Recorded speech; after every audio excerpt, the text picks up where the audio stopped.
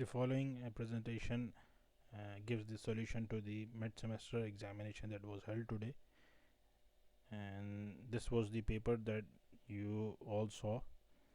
So if we talk about question 1, so in question 1 you were required to define the following. The first was permeability and reluctance, the second was form factor and peak factor, the third was linear circuits and bilateral circuits. The second question talked about the significance of root mean square value of AC quantities or AC voltage waveforms, and you were also required to calculate the average and RMS value of a sine wave. Then the third question was about the Norton's theorem. So using this Norton's theorem, you were required to find the current that flows between node A and B. And the fourth was related to Thevenin's theorem. So let us talk about the solutions to each of them. So this was, if you remember, the slide that we saw in the classroom related to the definition of permeability and reluctance. So permeability of a material is a measure. So this was something that had already been discussed, and the slides were also shared. So permeability means that we are talking about the ease with which the magnetic flux can be developed inside the material. So permeability of a material is the measure of ease with which that material allows the magnetic flux to develop in it, while the reluctance of the material of the magnetic circuit is a sort of opposition that is offered to the establishment of magnetic flux. The part of question 1b talked about the form factor and peak factor. This was also something that had already been discussed in the classroom, and I guess a video lecture for this was uploaded, a link was shared to you all. So form factor is defined simply as a ratio of the RMS value to the average value. So we are concerned with the form factor of the waveform that are alternating in nature, while peak factor is defined as the ratio of the peak value to the RMS value.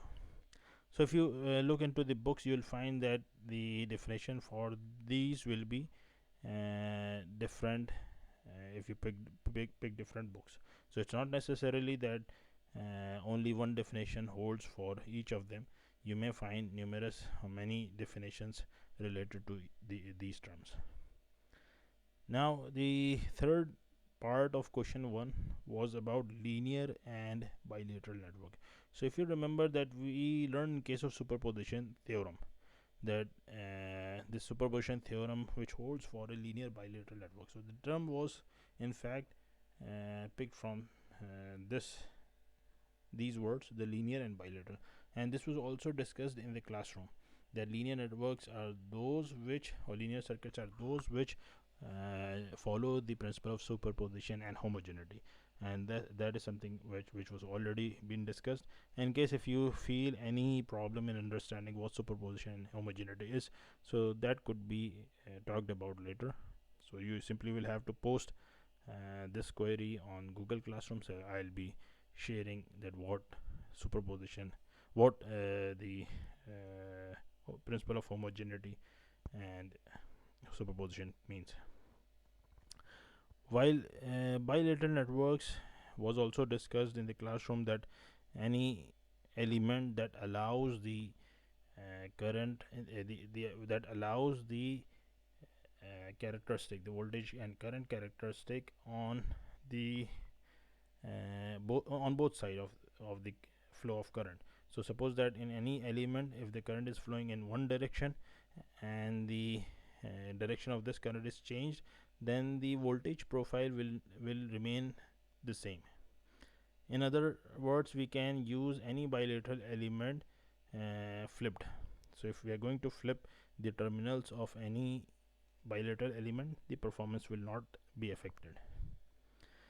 Then the next question number 2, was about the significance of RMS value. So the significance of RMS value in fact lies in the definition of the RMS value. So RMS value of any alternating quantity is the equivalent DC value. So what this means is that RMS, because we since we have alternating quantities that keeps on varying from 0 to a max, then back to negative max, then a 0. So we are interested to represent these quantities into some form, some numerical value that is going to have one figure. So for example, RMS for any alternating quantity is any alternating quantity that doesn't changes, the amplitude of which doesn't changes, the RMS is going to be fixed. Likewise, the average is going to be fixed. So these are some quantities which are fixed for the alternating voltages and currents, unless their their amplitude changes. And for finding the RMS values, so there was a lecture link that was shared on Google Classroom, and you can find this on YouTube as well. The lecture was the title of the lecture was lecture 4, phase angle, average and RMS values. In this lecture I have talked about evaluating the average and RMS values of sine waves, full wave and half wave both. Now the third question was about the Norton's impedance. So if we look into the circuit back, so this is the circuit diagram, and we were interested to find the current through the terminals A and B. So in order to find the current through this terminals A and B, we'll first if you remember the Norton's theorem, it says that the first step is to find the Norton's resistance or impedance in case of the AC circuits. So finding the Norton's impedance is similar to finding the Thevenin's impedance. So in order to find the Norton's impedance across the terminals A and B, these two terminals, we'll have to first remove the elements which are connected between these two terminals A and B. So we'll be removing this branch, and then we'll be finding the impedance between terminals A and B by short circuiting the voltage sources and open circuiting the current sources. So let us see the solution. So if you look into this, we are referring Z1 as the impedance of the left circuit, which accompanies resistance in series with inductance, and that is why we have taken Z1 as R plus JXL. So the value of inductance given there is 2.65 millihenry, and since JXL can be written as J omega times of L, so we have written omega here, and omega can be written as 2 pi f. So further simplifying Z1, what we get is Z1 as 1 plus J1 ohms.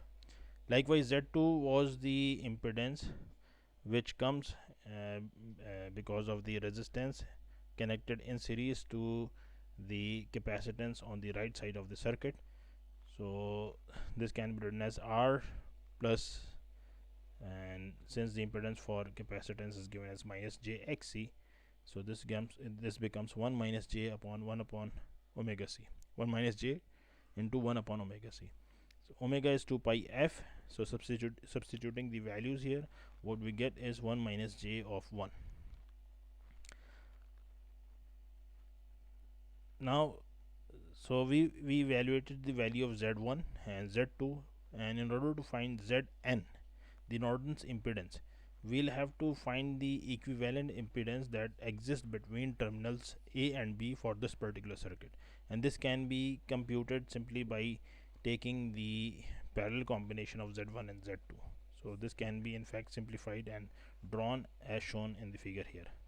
So between terminals A and B, we have impedances Z1 and Z2 that are connected in parallel.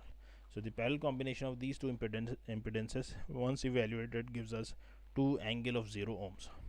So this is the Norton's impedance. Now in order to find the Norton's current, we'll be short circuiting the terminals A and B, and we'll try to solve the circuit such that we obtain the current that flows through this short circuited terminals, and this current will be termed as IN, or Norton's current. Now using the same circuit where we removed the branch A between terminals A and B, we have now short circuited these two terminals. After short circuiting these two terminals, we'll be finding the current that flows in the left circuit and in the right circuit. Let's say I1 flows in the left side and I2 flows in the right loop of this circuit. So IN is simply the sum of I1 plus I2. So in order to find I1, we'll be applying in loop 1, let's call this loop as loop 1, we'll apply KVL. So applying KVL in this loop gives us, if we apply this clockwise starting at this point, minus to plus will give us plus voltage drop of 10 angle 0. Then again we have plus here, minus here, because the current enters at the plus side and leaves the minus side. So this will be minus I1 Z1 equal to 0.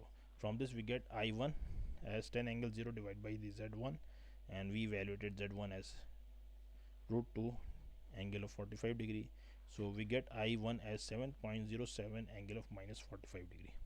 Likewise, if we, in order to find I2, we'll be applying KVL in loop 2. So applying KVL in loop 2 gives us I2 equal to 7.07 angle of minus 15 degree. And since IN is simply the sum of these two currents, I1 and I2, so what we get is IN equal to this I1 added to this I2, and thus this gives us 11.83 minus J 6.83 amperes. And finally the fourth question, so this was the current that we were desired to find, and that is the current that flows through the branch A, the terminals AB. So I have not drawn the equivalent Norton circuits. If you draw the equivalent Norton circuit, you will observe that this current is the current that will be flowing through the load resistance as well, and thus this will become the answer. The fourth question talks about the Thevenin's equivalent circuit of a given network. So okay, it's scanned in up. I think I scanned the last page first. Okay, this is the part of Norton's theorem. No, this is the part of Thevenin's theorem. So in Thevenin's theorem, the last question, we have a circuit given as follows, and we were required to find the Thevenin's equivalent representation between the terminals A and B. So the question says to find the Thevenin's equivalent of the part of the circuit at the left of the load resistance. So load resistance was connected between terminals A and B. So we are going to remove the load resistance in the first step, and we'll try to evaluate the resistances that appears between terminals A and B after short circuiting the voltage sources and open circuiting the current sources, and we'll be calling this resistance as Thevenin's resistance. So we short circuited the voltage source and open circuited the current source, and between terminals A and B, so this is a simplified representation of this figure. So between A and B we got 5 kilo ohms of resistance, because 2 and 3 are connected in series if we look from terminals A and B, and thus the value of Thevenin's resistance comes out as 5 kilo ohm. Now in order to find the Thevenin's voltage, we are going to connect back all the sources that we removed here. So voltage source is connected back, and similarly current source is connected to its original location, and we'll now in this case try to find the voltage that exists across the terminals A and B. That voltage is nothing but the Thevenin's voltage. So in order to find the voltage that exists between terminals A and B, let's first assign the sign as, so this will be taken as plus and this will be taken as minus. So after taking this as plus and this as minus, if we obtain the answer, the value of VTH as something positive, then it means that we have taken this sign plus and minus correct. And in case if we obtain VTH negative, the value of VTH negative after the solution, then it means that we'll have to change the sign. This will be taken as minus and this will be taken as plus. So now if we apply KVL into the loop that doesn't consist of the current source. And one thing more I would like to discuss here, and let me write this because it's not written in this paper.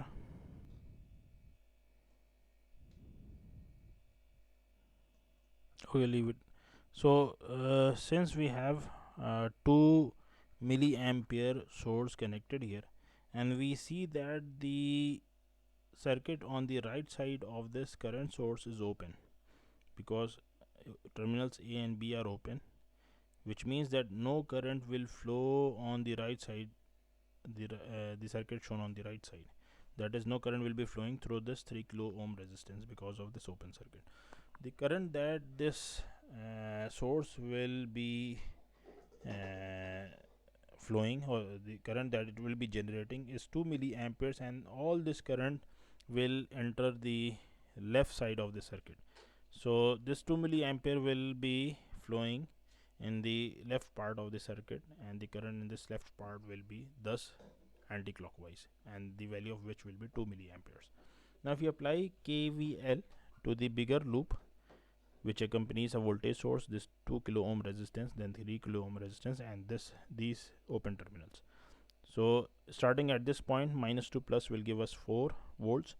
Then the current, this is important, the current that flows into the circuit on the left side is because of this current source, and the current is entering this resistance from the right and will be leaving it from the left, which means that this will be plus and this will be minus.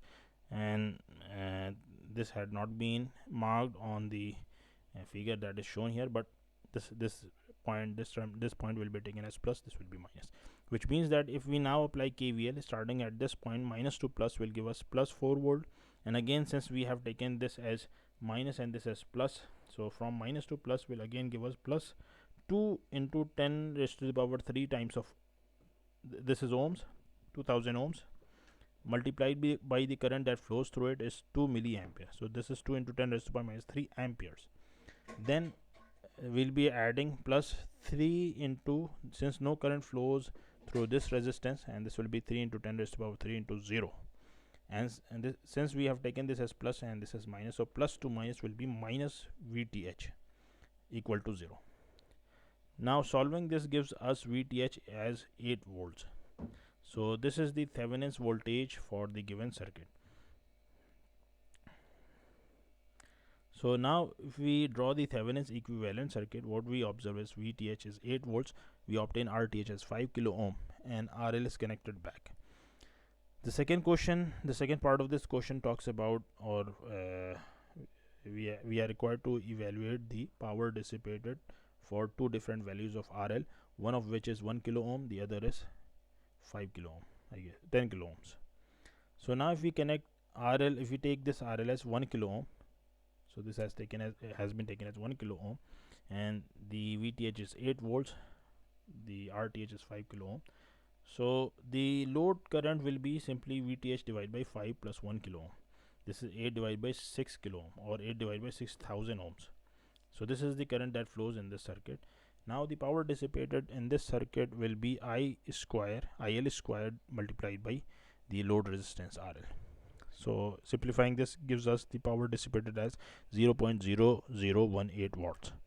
Similarly, if we connect 10 kilo ohm resistance in place of this 1 kilo ohm, so now the power that will be dissipated is 0.0028 watts. So this was all about the solution of the mid-semester paper that was held today. So if you have any query or doubt, so you can post your questions or queries in the Google Classroom. And of course, since I have not used scientific calculator in order to compute the impedance, it may be possible that there exists any correction in it. So in case if corrections occur, if you find any errors, then you can report me, so I'll be changing it all.